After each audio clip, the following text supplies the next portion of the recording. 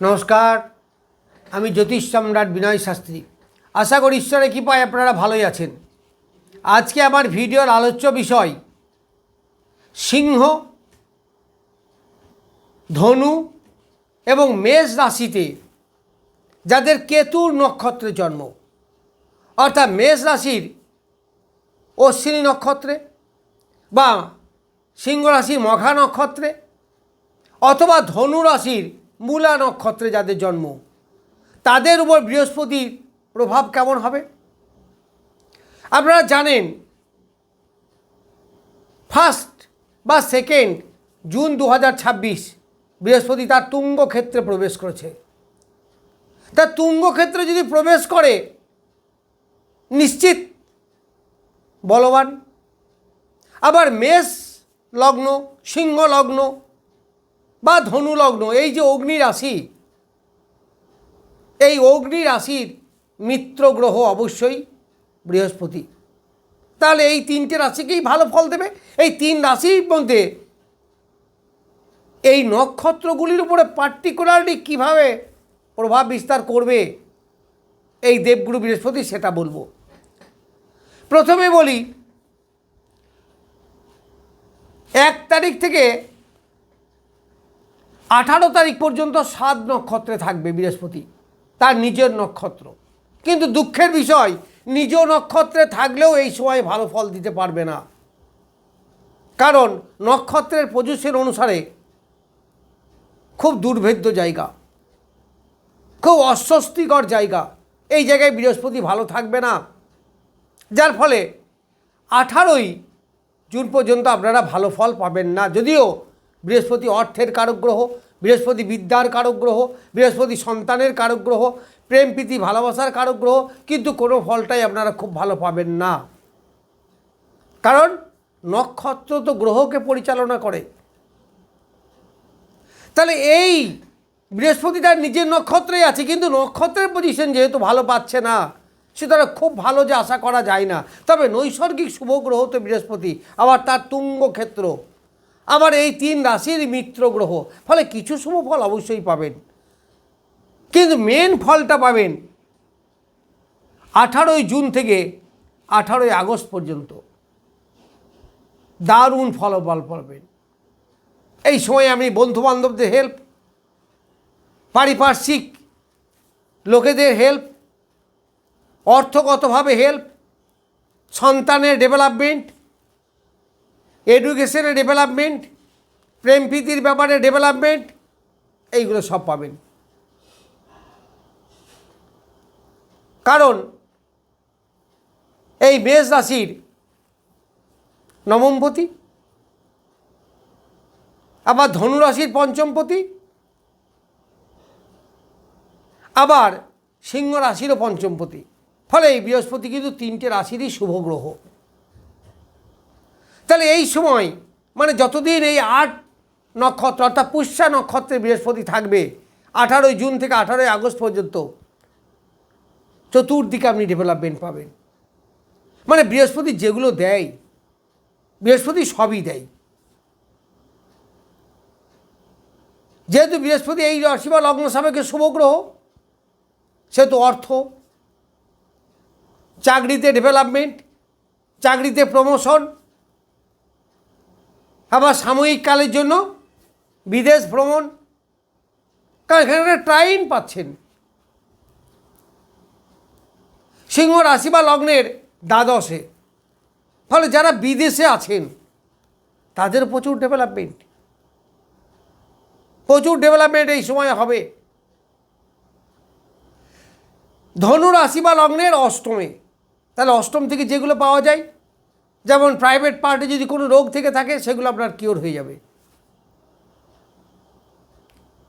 আবার যারা অকাল্ট সায়েন্সের ব্যবসা করেন, যেমন বলা যায় লয়ার, অ্যাস্ট্রোলজার, বন্ধকি কারবার, লটারি, শেয়ার মার্কেট, এই ধরনের ব্যবসা যারা করেন তাদের প্রচুর পয়সা। আবার উত্তরাধিকার সূত্রে সম্পত্তি লাভ, এইগুলো কিন্তু এই সময়ে আপনারা পাবেন। আবার মেষ রাশির চতুর্থ স্থান। ফলে সাংসারিক সুখ, মাতৃদেবীর শরীর স্বাস্থ্য ভালো, এডুকেশনের দিক থেকে যথেষ্ট সাফল্য। যারা ঘর বাড়ি ক্রয় করতে চাইছেন, ক্রয় করবেন, দারুণ ভালো সময়। সহজেই দেখবেন ঘর বাড়ি ক্রয় বা ঘর বাড়ি তৈরি হয়ে গেছে। এরপর বৃহস্পতি যাবে 18ই আগস্টে 9 নক্ষত্র, অর্থাৎ অশ্লেষা নক্ষত্র, এবং সেখানে থাকবে 30শে অক্টোবর পর্যন্ত। তাহলে এই সময়ে আরও ডেভেলপমেন্ট পাবেন, কারণ সেটা অতিমিত্র নক্ষত্র, মানে আগে যেটা ছিল পুষ্যাতে ভালো, তার থেকেও ভালো। তাহলে 30শে অক্টোবর পর্যন্ত, মানে এক কথাই বলা যেতে পারে যে 18 জুন থেকে 30শে অক্টোবর পর্যন্ত সুপার সময়। এই সময় আপনার অর্থগত ডেভেলপমেন্ট হবে, সে যেভাবেই হোক না কেন হবে। আবার যে ব্যয়টা করবেন সেই ব্যয়টাও কিন্তু সৎ ব্যয়। ঘর বাড়ি ক্রয় করা হতে পারে, বাড়ি আসবাবপত্র জিনিসপত্র ক্রয় হতে পারে, ছেলে মেয়েদের এডুকেশন হতে পারে, ইত্যাদি কারণে ব্যয়। ঘর বাড়ি ক্রয় করতে পারেন, দারুণ ভালো সময়। তাহলে এখানে 4, 12, 8-এর একটা ট্রায়াঙ্গেল পাওয়া যাচ্ছে। ট্রাইন বলা হয় আমাদের জ্যোতিষশাস্ত্রে। এই ট্রাইনটাকে ডেভেলপ করবে। তার মানে মোক্ষ লাভ, ধর্মের প্রতি আস্থা বৃদ্ধি, স্পিরিচুয়ালিজম বৃদ্ধি, তীর্থস্থান ভ্রমণ করুন এই সময়ে। আবার কর্মের ব্যাপারে এই সময়কে কাজে লাগান, খুব ভালো হবে। যে যে জায়গাগুলো বৃহস্পতি দৃষ্টি দিচ্ছে দেখুন 4, 8, 12-এর মধ্যেই। তা 4, 8, 12 মানে মনের শান্তি, সুখ শান্তি, সংসারের একটা সুখ শান্তি, মাতৃদেবীর সঙ্গে সুসম্পর্ক, মাতৃদেবীর কাছ থেকে কিছু পাওয়া, এইগুলো সব হবে। আবার অষ্টম সিক্রেট পার্ট, এই সিক্রেট পার্ট যারা পিএইচডি করছেন তাদের দারুণ ডেভেলপ হবে, খুব সহজে পিএইচডি হবে। আবার 12 যারা হসপিটালাইজেশনে ছিলেন দেখবেন তাড়াতাড়ি বাড়ি চলে আসবেন। এই সময় অনেক রোগ মুক্তি হবে। যারা বয়স্ক লোক নানা রোগের উপশমে ভোগেন তাদের রোগ মুক্তি ঘটবে। মানে এক কথাই বলা যেতে পারে যে চতুর্থ থেকে সুখ শান্তি, সংসার,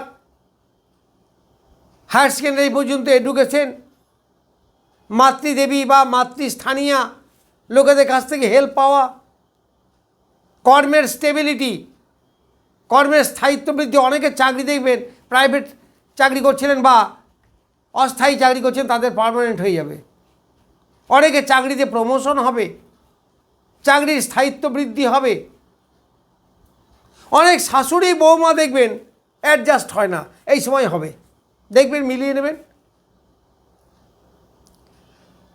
অনেক জামাই শ্বশুর বাড়ি যায়, তাদেরও দেখবেন এই সময় অ্যাডজাস্ট হবে। মানে শ্বশুর বাড়িটা সঙ্গে একটা ভালো অ্যাডজাস্টমেন্ট এই সময়ে দেখা যাবে। এছাড়া